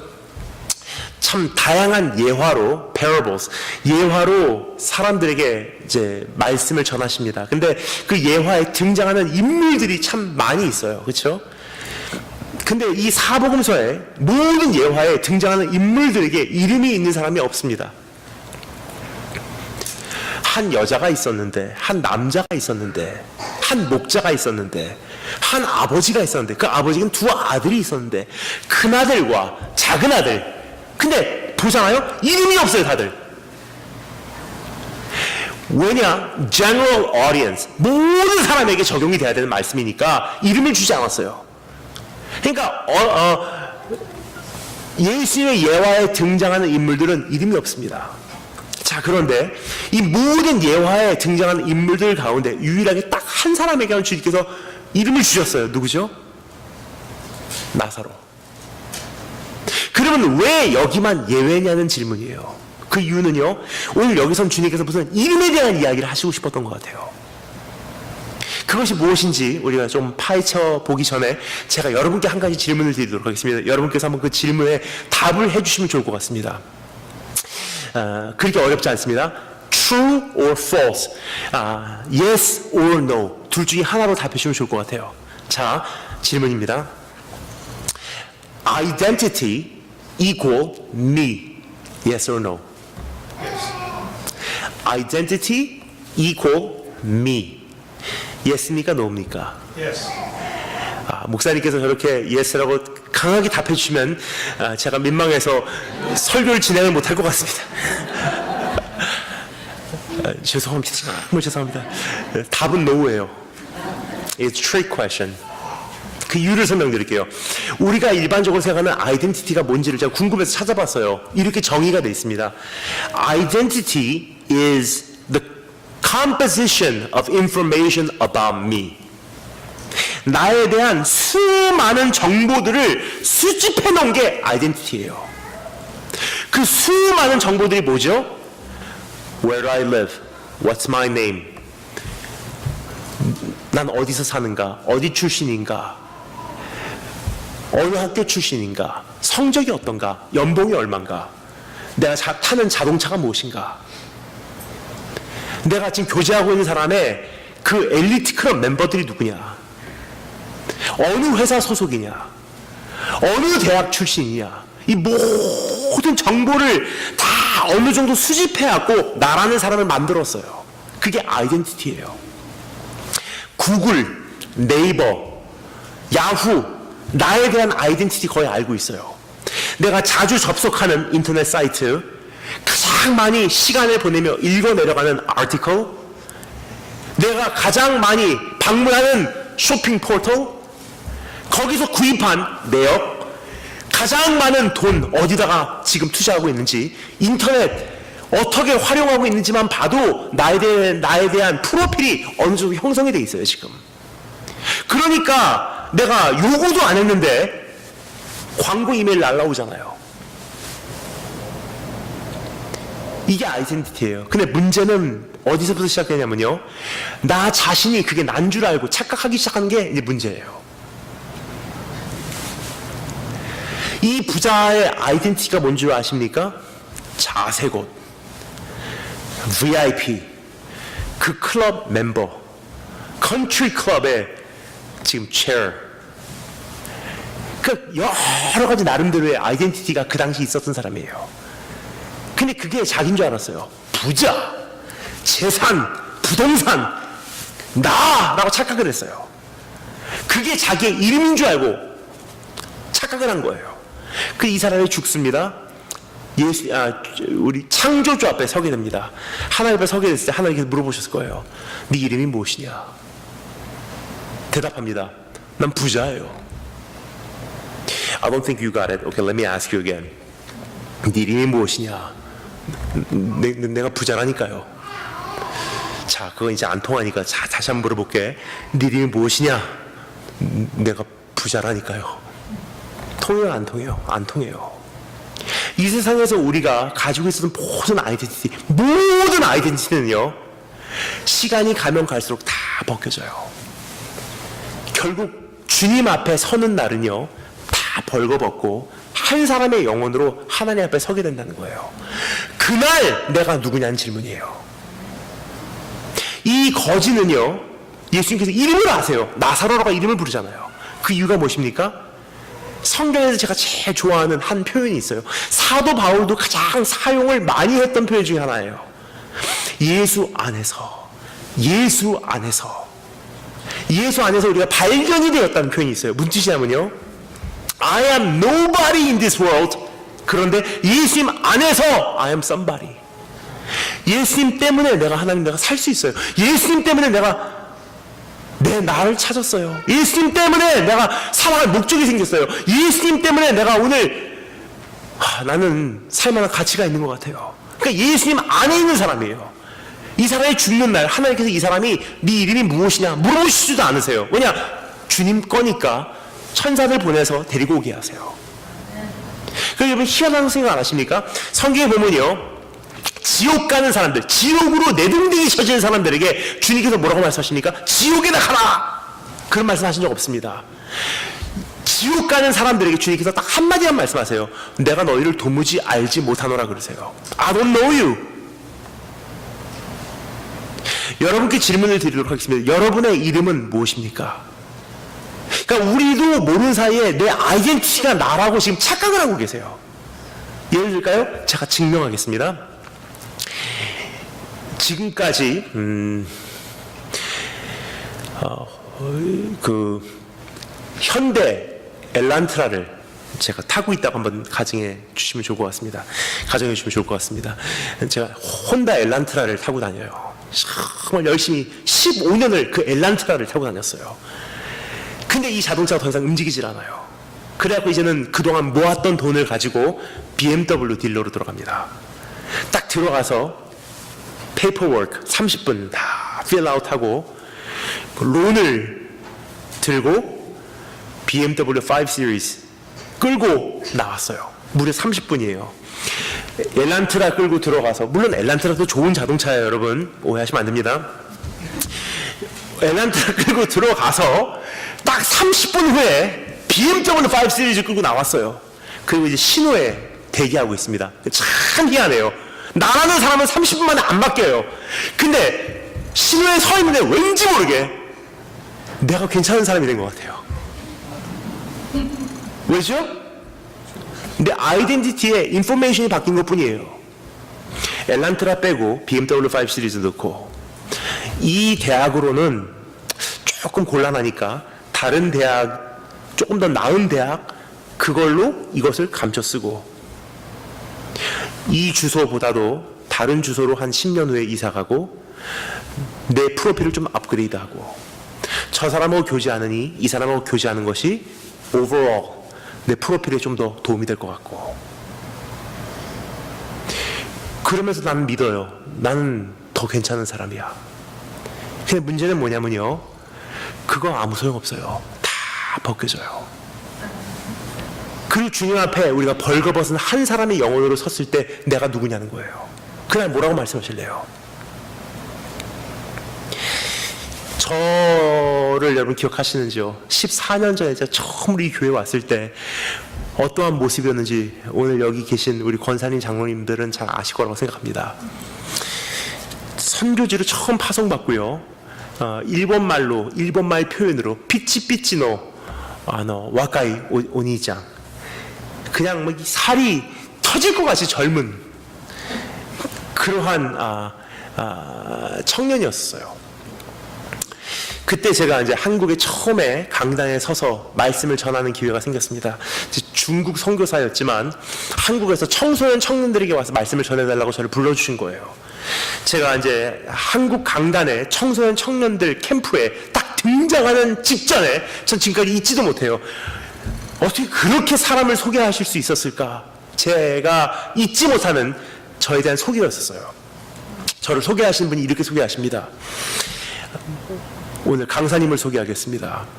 대한민국 교계의 혜성과 같이 나타나신 얼짱, 몸짱, 영짱의 단일김 목사님을 소개합니다. 하면서 제가 올라갔었어요. 지금 생각하면 그럴 수도 있었겠구나 생각을 하는 이유가 그 당시 제 체지방이 5% 정도 왔다 갔다 하고 있었어요. 5%면요 진짜 몸짱이에요. 그때는 뭐를 먹어도 다 소화를 했었어요. 뭘 먹어도 살찌는 거 걱정을 안 했어요. 밤을 새도 피곤한 줄 몰랐어요. 그게 평생 갈 줄 알았어요. 근데 세상을 이기는 철인이 있어도요, 세월을 능가하는 장사는 없더라고요. 지금은 많이 바뀌었어요. 그 당시만 해도요, 여러분, 제가 밤에 집회 끝나고 체육관 가잖아요. 체육관 가서 막 운동하면 트레이너들이 저에게 말을 걸었어요. 형님 어떻게 운동하십니까? 지금은 달라요. 그 당시는요, 체육관 문을 탁 열고 들어가는 순간 사람들이 저를 주목을 했어요. 자색 옷을 입고 들어가는 사람이에요. 체육관 문을 탁 여는 순간 자색 옷을 입은 사람이 들어가는 거예요. 그럼 사람들이 저 사람 누구야? 그 지금은 체육관 문을 탁 열어도요, nobody. I'm nobody. 지금은 운동을 해도 누구도 신경 안 써요. I used to be somebody, but I'm nobody. 근데 이것은 저만의 이야기가 아니에요. 우리 모두의 스토리예요. 옛날에는 큰 소리 쳤던 아빠, 가장, 지금은 아버님 좀 조용히 좀 하세요. 옛날에는 큰 소리 쳤던 사장님, 회장님, 지금은 누구도 나를 몰라줘요. 사람이란 존재가 그렇지 않나 생각이 듭니다. 처음에는 어느 정도의, 그러니까 여러분, 어느 정도의 크레딧을 가지고 시작하는 게 인생인 것 같아요. 예를 들어서 어린 아이들, 뭐 특별히 한 게 없어요. 근데 어린 아이라는 그 자체로 사람들의 관심의 대상이잖아요. 어린 아이라는 그 자체로 썸바디예요, 얘는. 그러니까 어린 아이들이 어른들 식사하는 자리에 같이 와 있잖아요. 참 희한해요. 사람들은 어른들 대화를 못 하더라고요. 그러니까 앉아서 밥을 먹는데 어린아이 함께 있잖아요. 밥을 먹다가 조용하게 대화 내용도 없습니다. 그냥 밥을 먹다가 대화할 내용이 없으면 다 같이 어린아이 한번 보고, 야, 많이 컸네 하고 또 밥을 먹어요. 그러니까 별로 관심이 없어요. 그런데 그냥 대화가 멈추면 어린아이 한번 봐요. 그냥 그 정도로 어린아이는 그냥 어린아이인 자체로 썸바디예요. 근데 그 모습이 점점 성장을 하면서 자기의 영향력이 확장이 돼요. 경험이 생기고 학위가 생기고 자리가 확보되고 위치를 차지하고 경력이 생기고 경륜이 생기고 내 네트워크, 내 인줄이 확장되고 영향력이 발휘되고 봉급이 올라가고 재력이 생기고 권력이 생기고 권세가 생기고, 그러니까 이게 그래프로 그리잖아요. somebody, 더 somebody, 더 더 somebody 높아져요. 그런데 언제까지 가지 않아요. 인생이 어느 순간에 딱 도달하면요, 정점을 찍어서 그때부터는 딱 꺾여져요. 그때부터는 more nobody, 더 nobody, 결국은 이름 모를 할아버지. 지금은 언제 그랬냐는 듯한 다 녹아내리는 몸의 아저씨. 한평생 자녀에게 투자한 이제는 그 외모도 없어진 어머니. 그냥 nobody로 가다가 인생이 끝난다는 것은요, 무로 돌아가는 거예요. nobody로 끝나는 거예요. 근데 우리는 지금 뭔가를 꼭 잡고 있어요. 뭐냐, 이거라도 없으면 내 목마름이 해소가 안 되거든요. 그러니까 우리 마음 가장 깊은 곳에 있는 목마름은요, 이름을 찾기 위한 목마름이에요. I wanna be somebody. 나도 존재하고 있어요. 난 여전히 존재한단 말이에요. 유학 온 사람들이 그것을 가장 힘들어하는 것 같아요. 왜냐, 유학 오면요, nobody거든요. 그리고 혼자 자취방에 있으면요, 이대로 내가 살다가 죽어도 아무도 모르겠구나 하는 두려움이 있어요. 그게 외로움으로 오고요, 그 외로움이 심해지면 공포로 오고요, 내가 마비가 돼버려요. 그러면 이 목마름을 가지면 어떻게 되냐? 만나지 말아야 되는 남자친구 만나게 되고, 가서는 안 되는 곳에 가게 되고, 판단 능력을 상실해버려요. 만나면 안 되는 남자친구 만나도 오래 못 가요. 왜냐? 빨아들여야 되니까. 그 남자가 징그러워하고 그렇게 떠나버려요. 어떻게 저렇게까지 요구를 해? 하고 떠나버려요. 여러분, 여러분의 이름이 무엇인지 한번 생각해 주면 좋을 것 같아요. 이 부자는 somebody였어요. 근데 나중에는 nobody예요. 우리가 지금 내 아이덴티티를 나로 삼고 있는 것 같아요. 예를 들어서 공부 잘하는 학생 있잖아요. 공부 잘하는 학생은요, 운동 못하는 거 가지고 별로 자존심 안 상합니다. 근데 공부 잘하는 학생은요, 언젠가 공부에서 실패하잖아요. 이 아이는 꼭 묻는 질문이 있어요. 그럼 난 뭐지? 다른 말로 표현해 보겠습니다. 지금 와서 난 뭐지? 한다는 것은요, 적어도 지금까지는 최소한 나는 이거다라고 알았다는 뜻이에요. 그럼 이 아이가 난 이거라고 알았다는 게 뭐죠? 나는 공부 잘하는 사람이야 라는 것이 내 자신에 대한 아이덴티티의 정의예요. 근데 그게 없어지면 Who am I? 그래서 여러분께 질문을 드리도록 하겠습니다. 여러분은 누구십니까? 여러분은 지금 어떠한 이름을 가지고 살고 계십니까?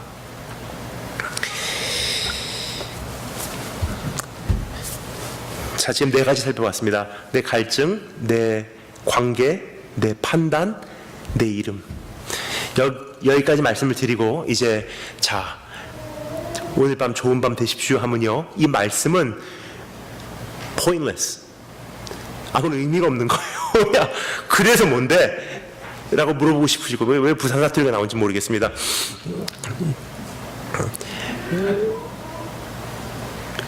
결국은 오늘 이 말씀 여기서 끝나잖아요. 그러면 괜히 왔구나 하고 가시는 거예요. 근데 이 말씀이 여기서 끝나지가 않아요. 해결책을 드렸잖아요. 이 목마름을 어떻게 해결할 수 있는지, 그것만 제가 간단하게 여러분께 꼭 소개를 드리고 싶습니다. 그거 소개를 드리고 마치도록 하겠습니다. 예수님께서 처방을 하셨던 내용 기억하십니까? 이 목마름을 가지고 죽어가는, 불뱀에 물려서 죽어가는 사람들을 향해서 주님께서 한 가지 방법을 허락을 하세요. 뭐라고 말씀하시는지 기억하시는지요? 불뱀에 물려서 목마름으로 갈증으로 죽어가는 사람들에게 주님께서 처방을 하십니다. 모세야, 노수로 뱀을 만들어서 장대에 매달아 올려라. 누구든지 죽어가다가 목마름을 가지고 타들어가다가 그 장대에 매달린 뱀을 보면 살 수 있어. 자, 근데 여기서 질문입니다. 제가 가졌던 질문이에요. 어린 시절에 전 이 질문을 가지고 고민을 많이 했어요. 왜 하필 뱀이냐? 뱀에게 물렸는데 뱀을 보래요. 여러분 이해 가십니까? 전 이게 이해가 안 갔어요. 예를 들어서 뱀에게 물려갖고 죽어가는 사람들에게 모세야, 노수로 양을 만들어라. 그 노수로 양을 만들어서 장대에 들어 올렸을 때 그 양을 보면, 어린 양을 바라보면 뱀의 독소가 빠져나가리라. 그럼 좀 이해가 갔을 거예요. 그냥 뱀에게 물려갖고 죽어가는 사람들에게 뱀을 보래요. 이해 가십니까? 제가 확신하건대 그 당시 그 이스라엘 민족도요 이해를 못했을 거예요. 단지 살아야 되니까 본 것뿐이에요. 근데 그때부터 수천 년 후에 요한복음 3장에서 예수님께서 직접 소개를 하세요. 그 문제를 풀어주세요. 뭐라고 말씀하십니까? 인자도 예수 그리스도도 장대에 매달라 울림을 받아야 된대요. 그리고 장대에 매달린, 나무에 매달린 그 예수를 보면은 산대요. 즉 갈증이 해결된다는 뜻이에요. 이 논리를 한마디로 요약해서 이렇게 설명드리겠습니다. 인자도 예수 그리스도도 장대에 매달려야 한다는 뜻은요 바로 이런 뜻이에요. 예수 그리스도께서 나무에 매달렸을 때는 뱀의 형상이라는 뜻이에요. 뱀의 형상이라는 것은요 악의 상징이라는 뜻입니다. 죄라는 뜻이에요. 그 비밀을 깨달았던 사도 바울이 뭐라 그러죠? 누구든지 나무에 달린 자는 다 저주 아래 있대요. 그러니까 예수님이 십자가 달렸을 때는요 하나님의 사랑받는 아들 예수가 아니에요. 저주받은 자 예수예요. 그리고 그것을 사도 바울이 또 뭐라고 말하죠? 죄를 모르는 자 예수 그리스도로 하여금 우리가 하나님 앞에서 의가 되게 하기 위해서 우리 대신에 예수 그리스도가 하나님 앞에서 죄가 되게 하셨대요.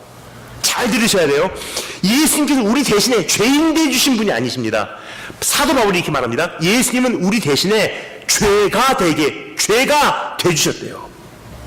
즉 십자가에 달리신 예수님은요 그냥 한 사람의 죄수가 아니에요. 십자가 달리신 예수님은요 죄 그 자체였다는 뜻이에요. 그러니까 하나님께서 어떻게 하십니까? 가차없이 내려치세요. 그러니까 예수님께서 십자가 달리셨을 때 참 희한한 말씀을 하셨어요. 마태, 마가, 누가, 요한 이 사복음서에서는요 예수님께서 하나님에 대해서는 참 사랑스러운 표현을 사용하셨어요. 우리 아버지는, 너희 아버지는, 우리 천부께서는 하늘에 계신 아버지요. 참 사랑하는 게 느껴져요. 예수님께서 하나님에 대해서 말씀하셨어요. 우리 아버지. 근데 마태, 마가, 누가, 요한 이 사복음서 중에서 유일하게 딱 한 번만 예수님께서 하나님을 아버지라고 안 부르세요. 언제죠? 십자가 위에서 이렇게 말씀하십니다.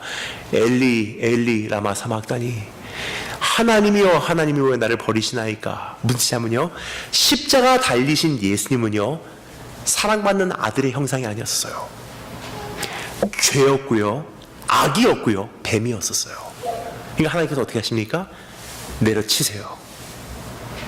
자 질문입니다. 왜 그렇게까지 하셨습니까? 사도 바울이 말합니다. 우리가 하나님 앞에 의가 되기 위해서. 이런 뜻입니다. 쉬운 말로 표현하겠습니다. 예수님이 여러분 어떠한 분이셨는지 기억하십니까? 예수님께서 요단강에서 세례를 받으시고 올라오시는데 하나님께서 예수님을 향해서 공개 소개를 하세요. 예수님이 누구신지. 이는 내가 사랑하는 자요 내가 기뻐하는 자라. 무슨 뜻이냐면요 그날 세례받고 올라오신 예수님을요 하나님께서 영적 자색옷으로 둘러버리셨어요. 이 아들은 특별히 사랑받는 자야. 특별히 기뻐하는 자야. 자색옷을 입은 예수 그리스도예요. 그런데 예수님께서 십자가 올라가시기 전에 어떻게 하셨습니까? 벌거벗음 당하셨어요. 왜요? 벗으셔서 우리에게 입혀주시는 거예요. 이제는 네가 사랑받아라. 이제는 네가 인정받아라. 그리고 본인은 벌거벗고 십자가 위로 올라가십니다. 우리의 위치가 바뀐 거예요. 우리가 자색옷을 입었어요. 하나님 앞에서. 그 대신 우리에게서 예수님께서 한 가지 가지고 가셨어요. 그 목마름 나에게 줄래?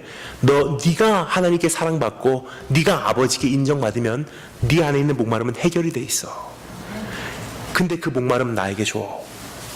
본인이 자색옷 벗으시니까 본인은 사랑 못 받고 본인은 버림받는 조건이에요. 그러면 그 목마름은 우리에게서 예수님께로 가고요.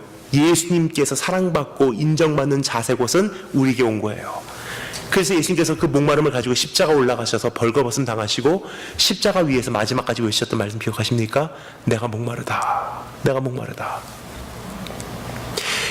목마름을 가지고 지옥 풀무불 속에 들어가는 예수를요 하나님께서 내려치십니다. 왜요? 우리가 하나님 앞에서 의가 되기 위해서. 무슨 뜻이냐면요 위치가 바뀌었다는 뜻이에요. 이게 이제는 내가 하나님의 사랑받는 자요, 내가 기뻐함을 받는 자가 되었다는 뜻입니다. 근데 성경 말합니다. 목마르면 장대에 매달린 예수를 보래요. 뭔지 설명드릴게요. 제가 이것을 참 최근에 많이 경험을 하고 있어요. 조금 전에 제가 우스갯소리로 말씀을 드렸는데, 사실 저도 이제 최근에 많이 생각을 합니다. 점점 노바디가 돼가고 있는 느낌이 들어요. 옛날에는 정말 제 자신이 그리워요. 야, 그때는 피곤한지도 몰랐고, 달려가도 젊었고, 성과 같이 나타났다고 사람들이 칭찬했고. 근데 사람이라는 존재는 그런 것 같아요. 추월당하고 밑에서 올라오는 사람들도 있고, 처지고, 점점 위치가 좁아가고. 물론 지금은 그렇지 않다고 해도 그게 느껴져요. 언젠가는 그렇게 되겠구나. 그럼 제 안에, 그럼 난 뭐지? 운동 잘하는 목사 아니고, 얼짱 몸짱 영짱도 아니면 난 뭐지? 특별한 게 하나도 없는 거예요. 옛날에는 그랬는데 지금은 뭐지? 옛날엔 그런 아빠였는데 지금은 노바디. 옛날에는 그런 회장님이었는데 지금은 노바디. 옛날에는 정말 사랑받는 아내였는데 지금은 남편이 나를 인정해 주지도 않는 노바디. 옛날에는 교회에서 큰 소리 쳤는데 지금은 노바디. 옛날에는 꼭 필요한 사람이었는데 지금은 귀찮은 존재, 노바디. 그럼 난 뭐지? 하는 그 목마름이 있어요. 근데 그럴 때마다 뭐라고요? 눈 들어서 십자가 보래요. 장대에 매달린 예수님 보래요. 왜 그렇습니까? 보면은 딱 한 가지 음성이 들려요. 하나님, 난 뭐죠? 봅니다. 너는 내가 사랑한 자여 기뻐하는 자라. 하나님, 이제는 사람들이 나를 알아주지도 않는데 난 뭐죠? 너는 내가 사랑한 자여 기뻐하는 자라. 하나님, 난 옛날에는 정말 그랬는데 이제는 정말 아무도 나를 인정해 주지도 않네요. 십자가 봅니다. 너는 그래도 여전히 내가 사랑한 자여 기뻐하는 자라. 참 미안해요. 그 음성을 계속 듣잖아요. 그 하루에도 수십 번, 수백 번씩 십자가 보면서 확인을 하잖아요. 그러면요, 내 안에 있는 목마름이 사라지더라고요. 목마름이 사라지고 나니까 요구하는 게 아니고 관계에게 퍼줄 수 있게 되고요. 목마름이 사라지고 나니까 미련이 없어져요. 그래서 여러분께 질문을 드리도록 하겠습니다. 여러분께서는 오늘 그 목마름을 어떻게 해결하시려고 하십니까? 오늘 주님 앞에 나와서 우리 그 목마름 해결받고 지나온 33년이 아니라 이제는 더 메마르지 않은 생수로서 이 지역 사회뿐만이 아니라 내 가정과 세상을 한 번 더 주님 앞에 인도할 수 있는 우리 부활의 교회 성도님 한 분 한 분, 그리고 토론토 지역의 성도님 한 분 한 분 되시기를 주님의 이름으로 축원합니다. 다 같이 우리 잠시 기도하는 시간을 갖도록 하겠습니다.